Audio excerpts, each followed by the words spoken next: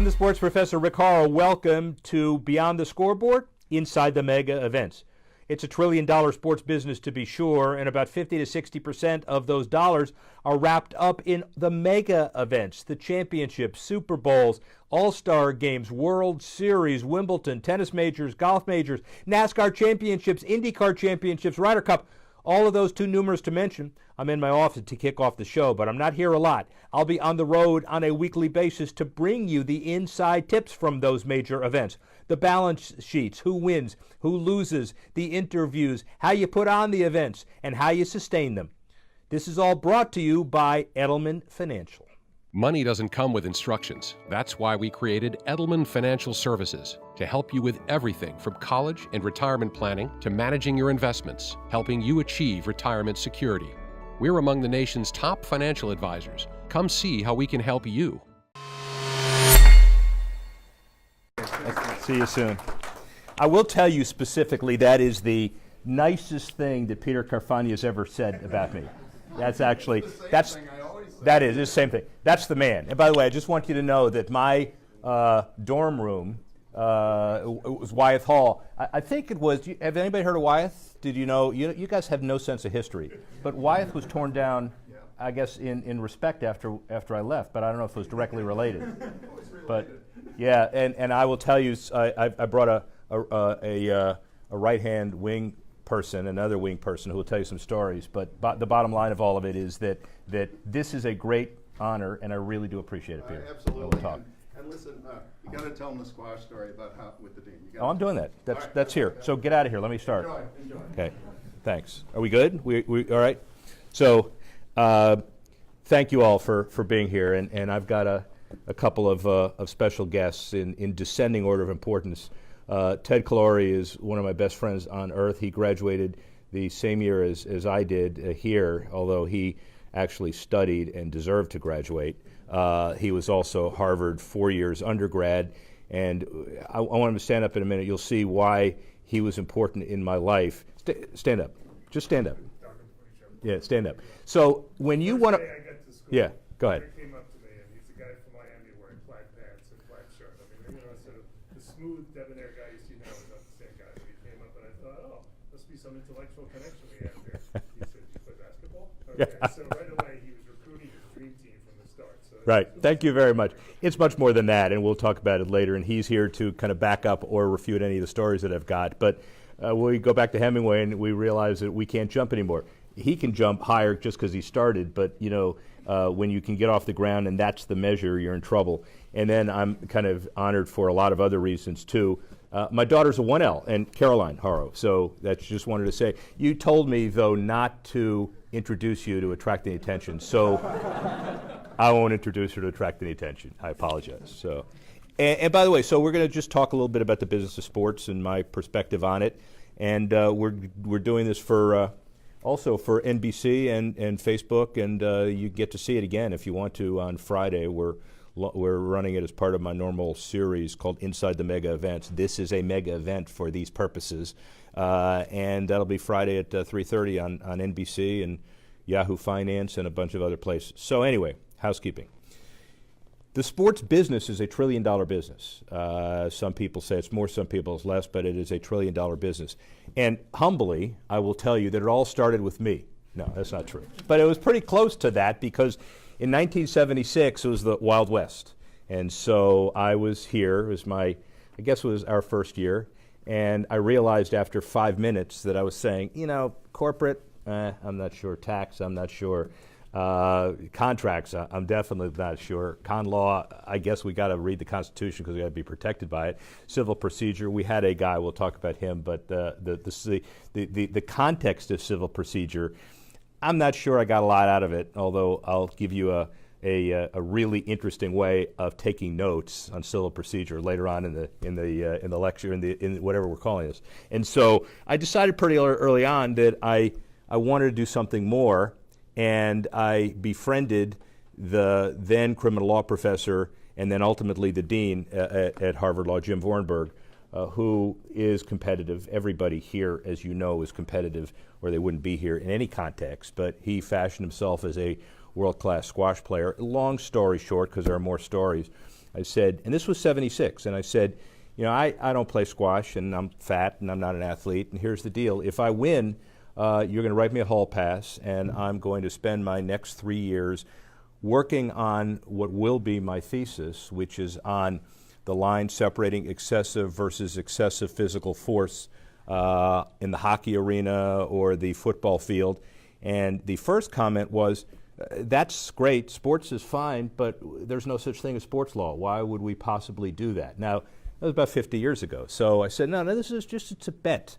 I can make it sound legal. Don't worry about that. But if I win, that's my deal. If you win, you're going to go back to having a normal student, sucking it up, doing whatever's necessary, trying to find a way to like tax, and then getting out and figuring out what life was all about. Now, the interesting thing was I befriended a coach. He didn't play squash really well and still doesn't.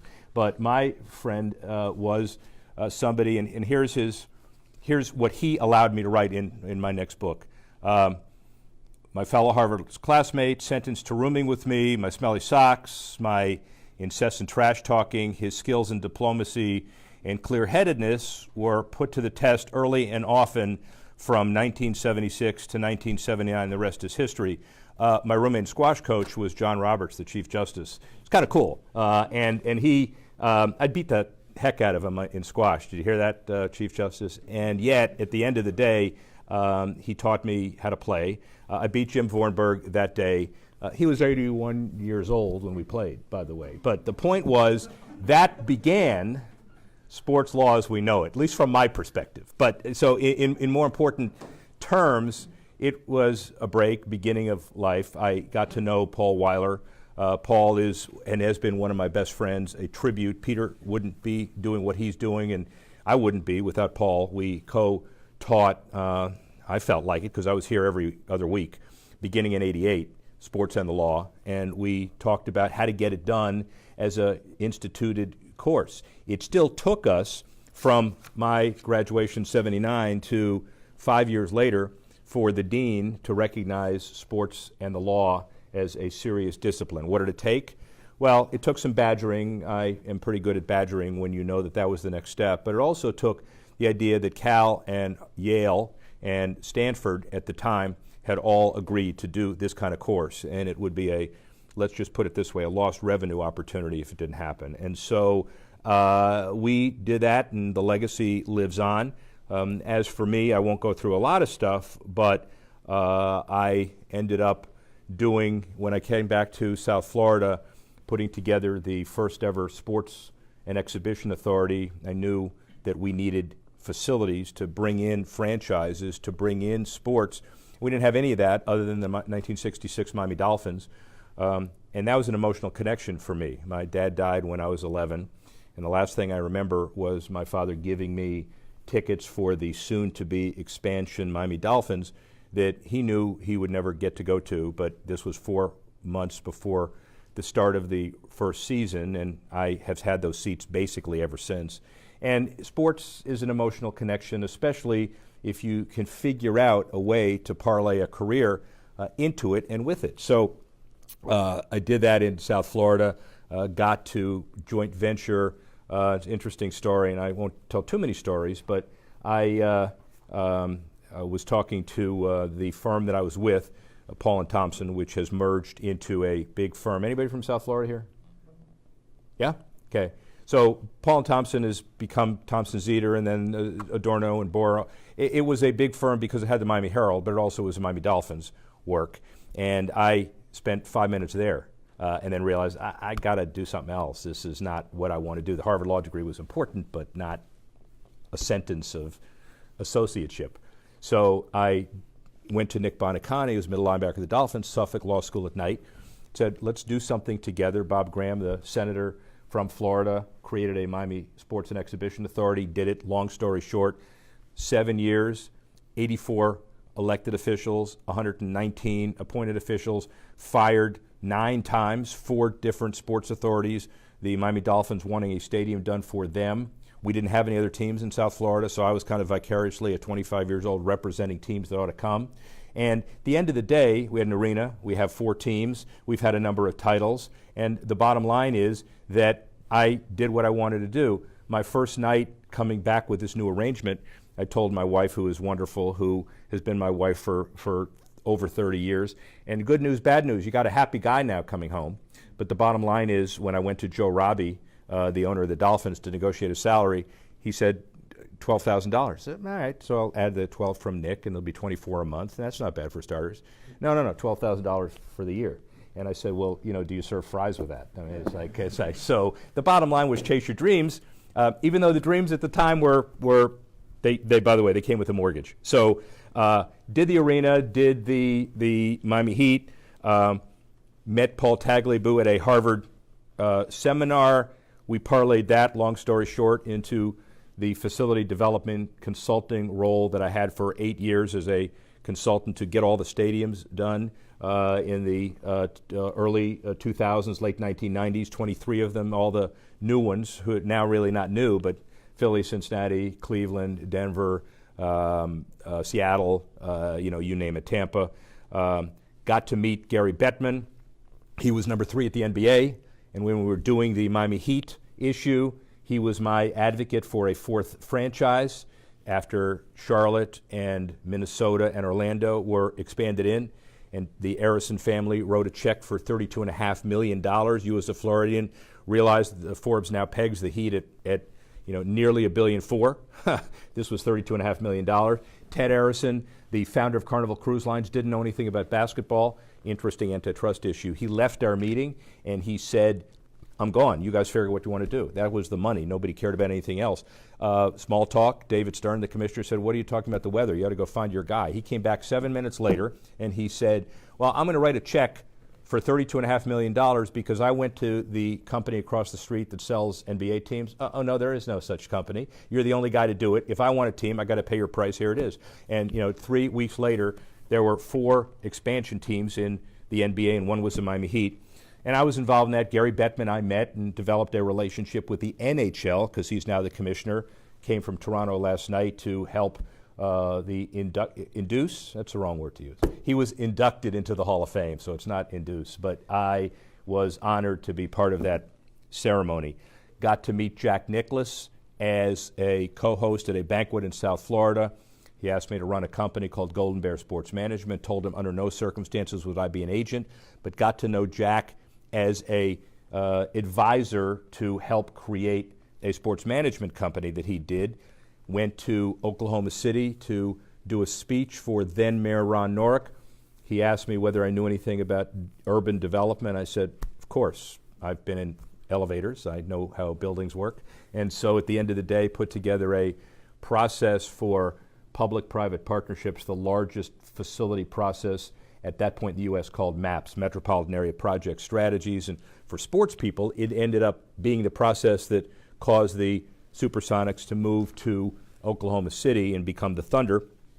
Got to spend some time at NASCAR, never been to a race, even though we live 3 hours south, and told because Paul Tagliabue said this guy knows about public-private partnerships. The line would be, look, I don't know anything about the business, but I counted the license plates in your parking lot, and they're all from 50 states, and that's the economic quotient that'll cause politicians to take notice. End of the day, we did a public-private partnership track in Kansas City and Chicago, and now you build racetracks like you build stadiums, which was kind of interesting. Thought about how to take all of these independent business deal arrangements and package them. So got to know Donald Dell, got to know Bob Kane, socially through other contacts, and they said, wrap your business into one integrated whole, find a multiple, sell it. Long story short, I sold my consulting business to a company called Omnicom, which is the ultimate of ironies because I was bought as a sports marketing agency, and I couldn't market myself out of a paper bag, but I knew how many buzzwords to use to be able to talk about the relationships that I had that caused this company to add my company to the roster of others. Why am I going through this? Well, everybody always gets opportunities in life. Today, whether the opportunities are more structured or not, it's not the opportunities you get, but what you make of them and how you parlay them that really matters. I've done 130 deals. It's not arrogant, it's factual, which may make it really arrogant, but $25 billion of revenue total, but over 1,000 deal makers, and it's the relationships that matter. And that's my point. It's the relationships. So where are we in the business today with all of that perspective? So 4 things. First, leather helmet days when I was doing stuff and my buddy was doing stuff, it was the Wild West. Bob Ruxin, who was a classmate of ours at Harvard, wrote a book called The Athlete's Guide to Agents. And his first comment was, back when we were doing this, all you needed to do to be an agent was have some schmuck that called you an agent. Well, it's not necessarily true, but it's pretty damn close. Today, it's more structured. It still allows the same opportunities, but the business is clearly more structured than it was before. As you might expect, any industry that has $1 trillion of revenue or expenses in it is going to be that kind of structure. Second, every aspect of sport is scrutinized today. It's all visible. It's all public. If there is a contract done between a clothing company and a vendor, gets no news. If there's a contract done on a sponsorship level where Levi's buys the A's or a company slaps a name on the stadium, it's headline news. 60% of all the column inches, anybody read newspapers? You know what a newspaper is, guys? It's one of those, you just pick it up. 60% of the column inches today are devoted to off-field, whatever you call it, off-field. So, number 3, what is off-field? Well, labels of sport defy traditional analysis, meaning I will take the same fact pattern today and you call it sports law, sports business, sports management, sports marketing, sports administration, sports deal making, and the concentric circles almost overlap identically. Now, what it means to the career, it's frustrating to me, having done stuff on that side of the river and the government school and other schools of management, that you have such an incredible brand here and there's not enough opportunity for crossover. When we did our sports and the law course with Paul, Stephen Gracer was at every class. He's now emeritus over at HBS, because all of these issues require business solutions. And when you're in the marketplace, if I were hiring, I would ask for varied degrees, and I would rather take somebody who has had a middle-level interest in law, politics, administration, and the like, than have somebody that focuses only on law. Just me. Diversity is the key. Fourth, the sports industry is defined by changing circumstances more than ever today. PricewaterhouseCoopers, and by the way, I'll speak quicker because your gourmet meal is here, and then we'll cut after this. The formal Facebook, the NBC thing is over. 8 minutes, can you handle it? And then we'll go Q&A, okay? So I know you're here for how many are here just for Chick-fil-A? Yeah, there you go. That's my girl. Thank you very much. So, yeah, perfect. I didn't expect anything more or less. So I was talking about changing circumstances. PricewaterhouseCoopers just came out with a study and talked about what happens in 2022. Well, media rights will be $24 billion, the most increase ever over a period of time. Sponsorship, 3.8% increase. Licensing, 4.5% increase. And tickets, about 2% lower than ever before. Two things. If you were to say that the ticket aspect of the sports business is less important than any others 10 years ago, so you're crazy. That, it's all about the fans. Well, it is, but it's now about a lot of other things. So what does this tell you? A, the business is growing more than ever before. B, if you're diverse, it's great. So if you learn about media, you're in a much better position. If you know about licensing, but all of these areas are growing simultaneously. So those are kind of the 4 generalizations. Here's my final comment, but it's long. So what's happening today? Well, we're all out to pasture. That's life, and the next generation goes on. But I kind of muddle through doing some stuff. I sold my business, as I told you, and now I'm doing mostly media because I get a kick out of explaining this stuff to the general audience. We have a quarterly news magazine show on NBC. called Beyond the Scoreboard that is interviewing friends. So Paul Tagliabue and his life was my first one. Zach and Ted Leonsis together, and their life was next. I'm really into philanthropy broadly defined. Philanthropy is now 12% of the corporate sports budget, and it's now as opposed to 8%, so it's huge. I have a show called Power of Sports, which is a monthly show that airs 100 times on Fox Regionals, and it's all about what teams are doing philanthropically. I'd ask the same questions as I did before to people about strikes and labor and ROI, and I'd get responses from my key friends. But this is a new platform, and they're very excited about it. International, I have a podcast weekly on Reuters and Reuters International called Keeping Score, taking the interviews and packaging them. So, but the other thing, which was really, really my exciting next step, middle of February, I have a book called The Sport Business Handbook. First of all, tell me which cover. Put your consumer hat on. Give me show of hands on this one. Show of hands on this sucky one. All right, good. Thank you. All right, the decision's been made. So thank you. And we waited. We didn't wait. No, it's so Sport Business Handbook. It's coming out in February, but 50 years of the sports business, insights from 100 leaders who shaped 50 years of the industry.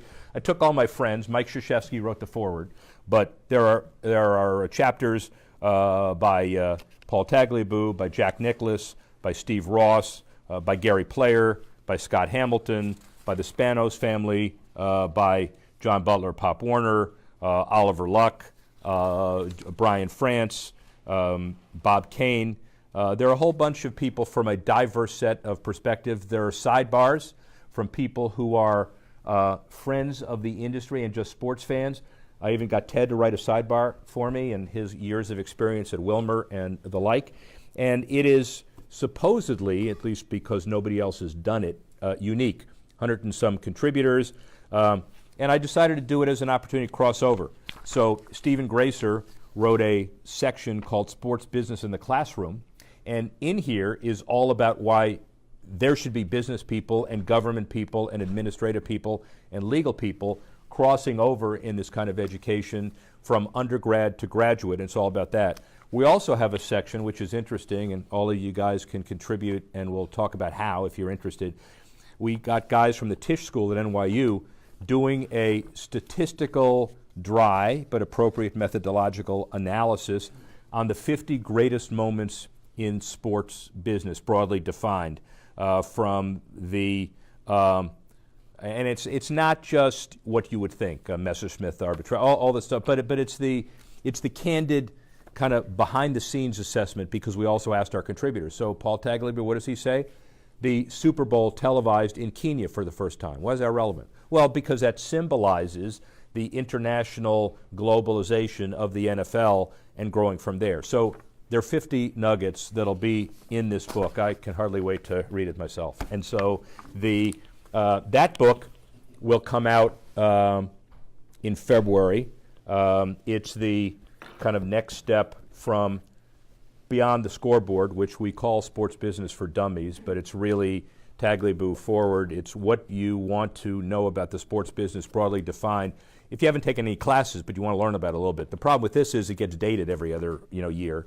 And the next step is I turned the first book into, which I have now, is called When the Game is on the Line. It's all of the experiences that I've had, including Harvard, including the story. And the stories in here are anecdotal, but it's key business principles, and they're enduring business principles. So if you give me 2 minutes before we eat, I just want to tell you that the principles in here are enduring into the Sports Business Handbook in here, but I think they fit everybody, or hopefully everybody in this room. There are 10 of them. You guys are type A, so we'll do it quicker, so I'll give you 5, okay? In descending or increasing order of importance. Number 1 is, we called it the 7-minute rule, which is a euphemism for being prepared. If I can't convince somebody of what I need to do in 7 minutes, then I don't bother. And it's partially preparation, it's the key words, it's how you persuade, it's how you advocate. I've been known as a pain in the ass, and the reason is because I get to the point pretty quickly. Social is important, but people especially this day and age where everything's done on a computer, you want to know what the other person is doing pretty quickly. So I've called it a 7-minute rule.